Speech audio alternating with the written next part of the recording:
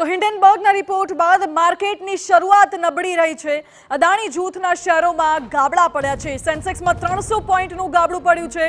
મહત્વનું છે કે હિન્ડનબર્ગે વધુ એક રિપોર્ટ જારી કર્યો છે અને તેમાં સેબીના ચેરપર્સન વિરુદ્ધ આક્ષેપો કર્યા છે કે અદાણી સાથે તેમની સાંઠગાંઠ છે અને એટલા જ માટે અદાણી વિરુદ્ધ કોઈ નક્કર કાર્યવાહી કરવામાં નથી આવી। આ પ્રકારનો આક્ષેપ હિન્ડનબર્ગના વધુ એક નવા રિપોર્ટમાં થયો છે અને મોટા ખુલાસાઓ થવાની પણ શક્યતા છે।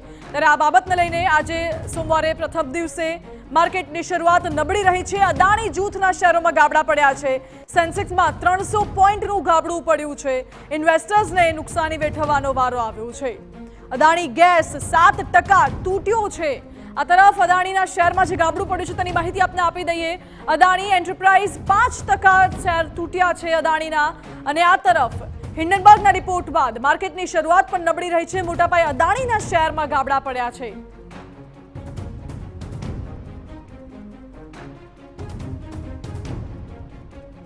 તો હિન્ડનબર્ગના અગાઉના રિપોર્ટ બાદ માંડ અદાણીના શેર ઉપર આવ્યા હતા અને ફરી એકવાર હિન્ડનબર્ગના વધુ એક રિપોર્ટથી અદાણીના શેર ફરી એકવાર તૂટ્યા। અદાણી ગેસ 7% તૂટ્યો છે।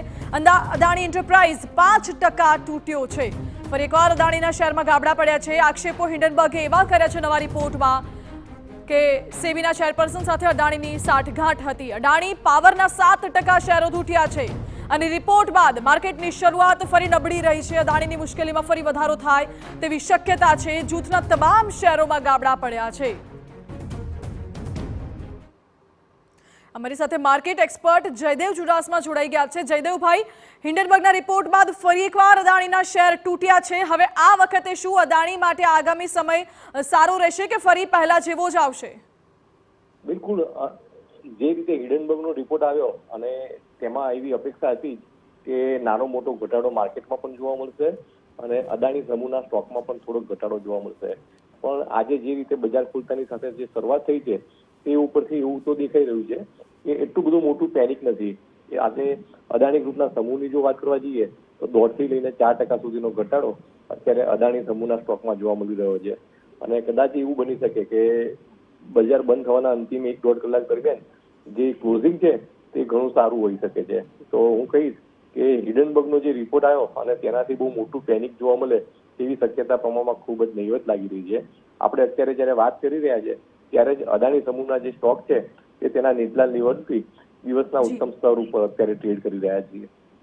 જી જયદેવસિંહ, અદાણીના શેર અત્યારે તૂટ્યા છે તો શું આની અસર અન્ય કંપનીઝના શેર પર કે પછી અન્ય સેક્ટર્સ પર જોવા મળી શકે છે?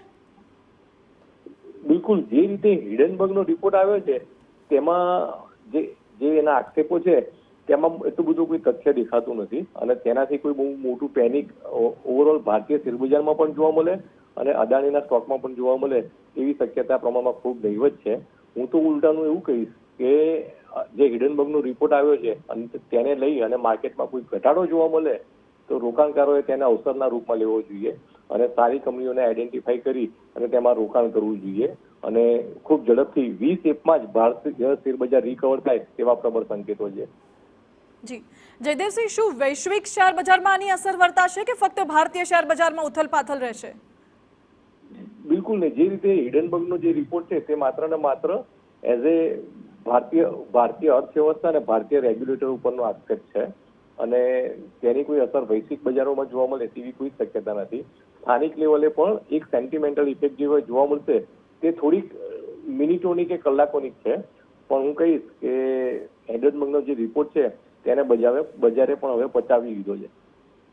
ઓકે જયદેવસિંહ, આભાર આપનો।